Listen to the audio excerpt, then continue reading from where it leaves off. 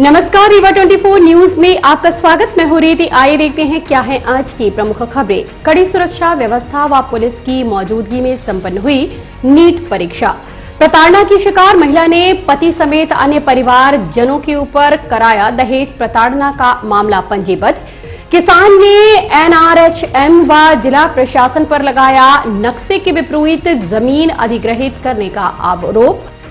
और किसानों ने 27 सितंबर को राष्ट्रव्यापी बंद को लेकर तैयारी की बनाई रणनीति। इन खबरों को आगे हम विस्तार से देखेंगे।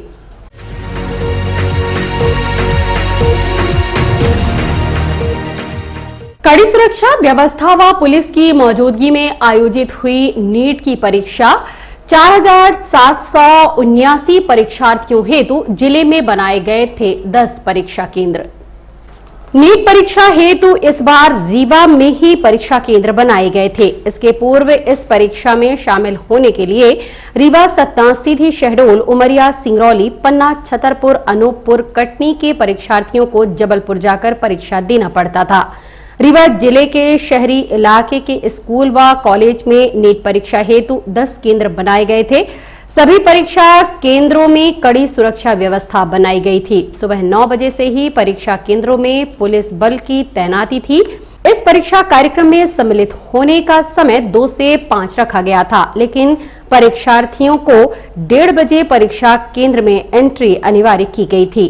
परीक्षा केंद्रों के अंदर फोटोग्राफर भी बैठाए गए थे ताकि परीक्षार्थी यदि फोटो लाना भूल जाएं तो उनसे फोटो उपलब्ध कराई जा सके। परीक्षा केंद्रों में अलग अलग चेकिंग रूम बनाए गए थे, जहां महिला व पुरुष कर्मचारी तैनात कर अभ्यर्थियों की चेकिंग की जा रही थी। जूते, मोजे, ईयरफोन, बेल्ट, टोपी आदि प्रतिबंधित थे। वहीं महिला अभ्यर्थियों को चोटी व जूड़ा बांधना अनिवार्य था। प्रत्येक परीक्षार्थियों के लिए मास्क लगाना अनिवार्य था। सर, ये आपके सरकारी हमारा जो मार्तंड एक्सीलेंसी है, इसी में सिर्फ परीक्षा हो रही है। बाकी 10 केंद्र हैं तो वो प्राइवेट है। शासकीय मार्तंड नंबर 1 में ये परीक्षा संचालित हो रही है। हमारे यहाँ 340 बच्चे केंद्र में हैं। परीक्षा व्यवस्थित है। सुबह ही बच्चों को 11 बजे से बच्चे आने लग गए थे। उनको रूम में व्यवस्थित सैनिटाइजर करके, मास्क जो बच्चे नहीं ले आए थे उनको मास्क प्रदान किए गए, ग्लव्स प्रदान किए गए, सैनिटाइज किया गया। कल सभी कमरों को हम लोगों ने सैनिटाइजर कर लिया था। बच्चे व्यवस्थित रूम में बैठ गए हैं। परीक्षा संचालित होने वाली है। दहेज प्रताड़ना का आरोप लगाते हुए महिला ने पति समेत अन्य ससुराल पक्ष के लोगों के ऊपर मामला पंजीबद्ध करवाया है। पुलिस द्वारा मामला कायम कर जांच की जा रही है। रीवा समान थाना क्षेत्र अंतर्गत रहने वाली महिला की शादी वर्ष 2017 में हुई थी। शादी के समय मायके से 11 लाख रुपए दहेज के रूप में दिए गए थे, जिस पर ससुराल पक्ष द्वारा 4 लाख रुपए कम दहेज देने की बात करते हुए महिला को प्रताड़ित किया जाने लगा। वहीं ससुर द्वारा होली पर्व के दौरान रंग लगाने के नाम पर अश्लील हरकत की गई, जिसकी शिकायत महिला द्वारा पति से की गई, लेकिन पति द्वारा उसे ही गलत ठहरा दिया गया। उसके बाद महिला लोक लाज के डर से पूरे परिवार की प्रताड़ना सहती रही। बीच बीच में मायके भी चली जाती है। मायके पक्ष में भी प्रताड़ना का जिक्र उस समय किया जब प्रताड़ना उसके बर्दाश्त के बाहर हो चुकी थी, लेकिन शादी बचाने के लिए महिला सारी ज्यादती चुपचाप सहन करती रही। अभी कुछ दिन पूर्व जब उस महिला को ये जानकारी मिली कि उसके पति का किसी दूसरी लड़की के साथ अवैध संबंध है, तो पत्नी को उसने जान से मारने की धमकी दी, जिसके बाद महिला ने समान थाना पहुंचकर पति सहित अन्य परिवारजनों के ऊपर दहेज प्रताड़ना व शारीरिक प्रताड़ना की शिकायत दर्ज करवाई है। इस संबंध में थाना प्रभारी समान सुनील गुप्ता से बात की गई। एक महिला जो 2017 में शादी हुई थी, उनके द्वारा रिपोर्ट दर्ज कराया गया है दहेज प्रताड़ना और शारीरिक मानसिक प्रताड़ना के संबंध में, जिस पर से अपराध पंजीबद्ध हुआ है।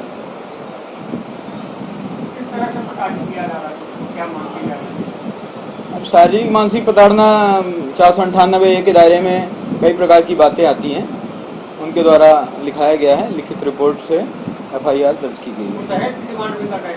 हाँ, दहेज की मांग की भी उसमें बात आई है। किसान ने एनआरएचएम व जिला प्रशासन पर पूर्व निर्धारित नक्शे के विपरीत जमीन अधिग्रहण करने का आरोप लगाया है। रीवा सिलपरा निवासी किसान यज्ञधर शर्मा द्वारा बताया गया कि आज उनके सिलपरा स्थित आवास में एनआरएचएम के अधिकारी, कर्मचारी व राजस्व अमला पहुंचा था और रिंग रोड के लिए अधिग्रहित की जाने वाली जमीन का जो पूर्व में नक्शा बनाया गया था उसके विपरीत नाप की जा रही है, जिसके बाद उनकी जमीन पर ढाबा, कुआं सब कुछ अधिग्रहण के दायरे में आ रहा है। आगे किसान ने बताया, पूर्व में जो जमीन का अधिग्रहण रिंग रोड के लिए किया गया था उसके बाद उनका घर, कुआं व 16 RA जमीन शेष बच रही थी और अब विभाग पुनः नक्शे के विपरीत नाप करके उनको बेघर करने का प्रयास कर रहा है। पूर्व में जो जमीन अधिग्रहित की गई है, न तो जमीन की राशि अभी तक आई, न ही ढाबे की राशि आई और मनमानी ढंग से नाप जोख करके बेघर करने का प्रयास किया जा रहा है। आप खुद सुनिए किसान की पीड़ा उन्हीं की जुबानी। मैं रिंग रोड सिलपारा से बेला रोड जा रही है, जिसमें से मेरी जमीन अधिग्रहण कर रहे हैं, जिसमें से आधी जमीन का अधिग्रहण किया जा चुका है और शासकीय व्यय पर जो क्या कहते हैं सूचना के अधिकार से हमें नक्शा मिला था अप्रूव्ड गवर्नमेंट का, उस नक्शे के आधार पे हमारी 16 डिसमिल जमीन बच रही थी। आज जो है एनएचआरएम के कर्मचारी आए थे, पुलिस आई थी, ठेकेदार के कई आदमी आए थे, पटवारी भी साथ में थे। उन लोगों ने जो हमारी 16 डिसमिल जमीन बची हुई थी, पूरी 16 डिसमिल जमीन पे मार्केशन करके चले गए।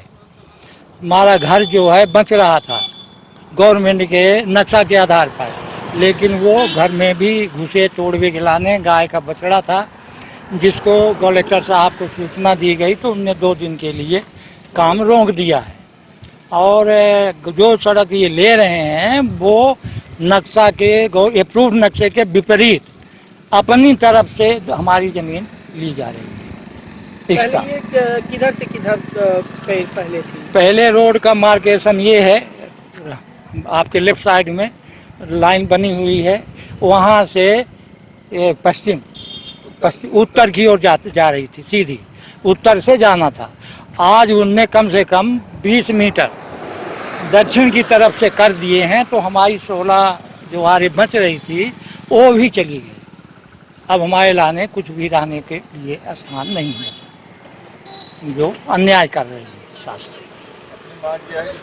हमारी मांग है कि जो सड़क का गवर्नमेंट से निर्धारित सड़क है एनएचआरएम से, उसी नक्शे के आधार पर जमीन ली जाए और जो बची हुई थी हमारे खसरा में भी वो जमीन हमारी छोड़ दी जाए, छोड़ी जाए, नाप ली जाए। तो नाप के अभी ले रहे हैं तो क्या इसका मुआवजा आपको नहीं मिला हुआ है।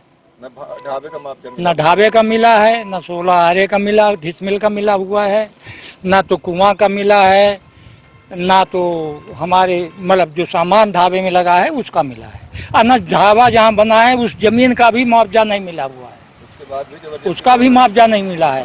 उसके बाद भी ढाबा तोड़ने की तैयारी की है। 27 सितंबर को किसान द्वारा देशव्यापी बंद का निर्णय लिया गया है, जिसके संबंध में संयुक्त किसान मोर्चा द्वारा बैठक का आयोजन किया गया। कृषि बिल के विरोध में आंदोलनरत दिल्ली किसानों के समर्थन में रीवा के किसानों का 253वें दिन भी धरना प्रदर्शन जारी रहा। वहीं रीवा शहर के ऋतुराज पार्क में संयुक्त किसान मोर्चा के प्रदेश संयोजक बादल सरोज के मुख्य आतिथ्य में बैठक आयोजित की गई। राष्ट्रीय आह्वान पर किसानों ने वरिष्ठ पदाधिकारी द्वारा 27 सितंबर को राष्ट्रव्यापी बंद का आयोजन किया गया है, जिसमें 19 राजनीतिक दलों ने भी अपना समर्थन दिया है। इस बैठक में यह निर्णय पारित हुआ कि संयुक्त किसान मोर्चा संगठनों के अलावा अन्य संगठनों से भी समर्थन दिए जाने की बात किसान संगठन के पदाधिकारियों द्वारा की जा रही है। 26 सितंबर को रीवा शहर में एक विशाल जुलूस का आयोजन किया गया है। वहीं 22 सितंबर को जेपी गोलीकांड में शहीद किसान राघवेंद्र सिंह की पुण्यतिथि पर जेपी छिजवार में किसान संसद का आयोजन भी किए जाने की जानकारी इस बैठक के दौरान मीडिया को दी गई। इस संबंध में सिटी केबल नेटवर्क रीवा 24 ने संयुक्त किसान मोर्चा के संयोजक शिव सिंह व प्रदेश संयोजक बादल सरोज से बात की। किसान मोर्चे का, जिसमें मुजफ्फरनगर रैली में हम सब लोग गए थे और वहाँ ये तय हुआ था, पहले 25 तारीख को राष्ट्रव्यापी बंद का आह्वान हुआ था 25 सितंबर को। इसके बाद वहाँ से जो है ये डेट चेंज हुई है, 27 सितंबर को देशव्यापी बंद है, जिसमें हम लोग पूरी ये तैयारी कर रहे हैं कि जितने भी किसान संगठन हैं, ट्रेड यूनियन हैं, श्रमिक संगठन हैं, व्यापारी संगठन हैं, पूरे देश के जो भी संगठन हैं सारे इस महाबंद में शामिल हों। इसके संबंध में आज यहाँ ऋतुराज पार्क में बैठक आयोजित की गई है। तो आज के हमारे जो मुख्य अतिथि थे वो प्रदेश संयोजक संयुक्त किसान मोर्चा के बादल सरोज साहब, और हमारे कार्यक्रम की अध्यक्षता किए हैं किसान नेता रामायण सिंह जी, और सारे संगठन के घटक दल जो है और मोर्चे के नेता पदाधिकारी यहाँ उपस्थित रहे।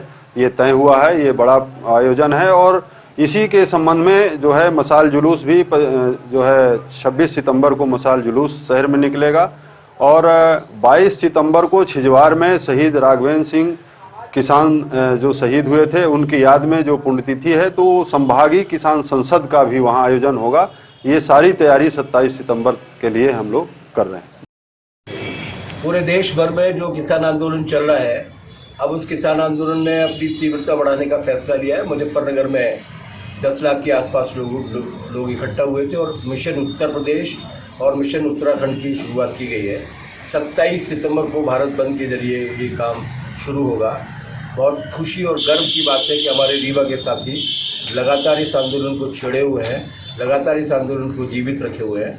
आने वाले दिन जो है, आज के बाद के 10 दिन, वो आने वाले 10 दिन जो है वो इस अभियान को एक एक बस्ती, एक एक गांव तक ले जाने वाले होंगे और हम मोदी सरकार को ये महसूस करा देंगे कि किसान कमज़ोर नहीं है, वो नीतियां भी बदल सकता है और अगर नीतियां बदलने में अहंकार दिखाया गया तो सरकार। 27 सितंबर का जो भारत बंद होने वाला है उसके लिए हम न केवल किसान संगठनों को जो यहाँ पर एकजुट हैं पहले से, बल्कि इस इलाके के व्यापारी संगठनों को, विद्यार्थी संगठनों को, मजदूर कर्मचारी संगठनों को भी एकजुट करेंगे, क्योंकि ये केवल किसानों की लड़ाई नहीं है, ये पूरे देश की जनता की लड़ाई है। और इसी क्रम में हम लोगों ने ये तय किया है कि हम एक संभागीय किसान संसद का आयोजन करने वाले हैं 22 सितंबर के दिन। 22 सितंबर का दिन इस इलाके के नौजवान किसानों के संघर्ष का एक महत्वपूर्ण दिन है, जिस दिन जेपी सीमेंट के गुंडों ने और मालिकों ने मिलकर हमारे एक युवा साथी राघवेंद्र सिंह की हत्या कर दी थी। हम हर साल उनकी बरसी संकल्प दिवस के रूप में मनाते हैं। इस बार हम पूरे संभाग के, रीवा संभाग के किसान संगठनों को और बाकी संगठनों को आमंत्रित करेंगे ताकि इस लड़ाई को और ज्यादा व्यापक। और अब मिलते एक छोटे से ब्रेक के बाद। हड्डी जोड़ एवं रीढ़ रोग तथा स्त्री रोग एवं प्रसूति रोग का इलाज एक ही छत के नीचे। विघ्नहर्ता hospital and trauma centre, hotel landmark के पास, रतहरा, रीवा। डॉक्टर संतोष सोनी, पूर्व चिकित्सक, बॉम्बे हॉस्पिटल, मुंबई। हड्डी जोड़ एवं रीढ़ रोग विशेषज्ञ, छोटे चीरे एवं दूरबीन विधि द्वारा हाथ तथा पैर की हड्डियों का ऑपरेशन। गठियाबात, जटिल एवं बिगड़े हुए फ्रैक्चर का बेहतर इलाज करते हैं डॉक्टर संतोष सोनी। विघ्नहर्ता हॉस्पिटल ट्रॉमा सेंटर में ही स्त्री एवं प्रसूत रोग विशेषज्ञ डॉक्टर शैलजा सोनी भी उपलब्ध हैं, जिनकी देखरेख में नॉर्मल डिलीवरी, सिजेरियन ऑपरेशन एवं बच्चेदानी से संबंधित ऑपरेशन की बेहतर सुविधा। संतानहीन दंपत्ति तत्काल संपर्क करें।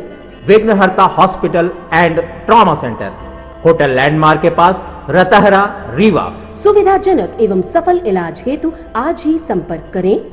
विघ्नहर्ता hospital and trauma centre, hotel landmark के पास, रतहरा, रीवा। मोबाइल नंबर 7828781983 अथवा 8462956774 पर। भाजपा प्रदेश महामंत्री एवं रीवा संभाग के प्रभारी रणवीर सिंह ने अटल कुंज में बैठक लेते हुए आगामी 17 सितंबर से 7 अक्टूबर तक चलने वाले सेवा और समर्पण अभियान को लेकर दिए दिशा निर्देश। प्रधानमंत्री नरेंद्र मोदी के जन्मदिन के अवसर पर पार्टी के केंद्रीय नेतृत्व द्वारा तय किए गए सेवा और समर्पण अभियान के अंतर्गत होने वाले कार्यक्रमों को लेकर भाजपा कार्यालय अटल कुंज में संभागीय प्रभारी रणवीर सिंह के मुख्य आतिथ्य में संभागीय बैठक आयोजित की गई। इस अभियान के तहत होने वाली तैयारियों की समीक्षा की गई है। उन्होंने कहा, योजनाबद्ध तरीके से काम करना है, जिसको लेकर संभागीय प्रभारी आवश्यक दिशा निर्देश दिए। बैठक के दौरान संगठनात्मक विषयों पर भी विचार विमर्श किया गया। नरेंद्र मोदी द्वारा पिछले 20 वर्षों में अपने प्रयासों के द्वारा सबका साथ सबका विकास इस आधार पर जो कार्य किए गए, उसमें समाज के अंदर आने वाले विषयों में समाज को बताया जाएगा। कार्यक्रम को लेकर विधिवत योजना बनाई गई है। इस संभागीय बैठक के दौरान संभागीय संगठन मंत्री श्याम महाजन, सतना सांसद गणेश सिंह, रीवा सांसद जनार्दन मिश्रा, प्रदेश मंत्री राजेश पांडे, जिला अध्यक्ष डॉक्टर अभय सिंह, रीवा जिला पंचायत, रीवा जिला संगठन प्रभारी शशांक श्रीवास्तव समेत संभाग स्तर के पदाधिकारियों की मौजूदगी देखी गई।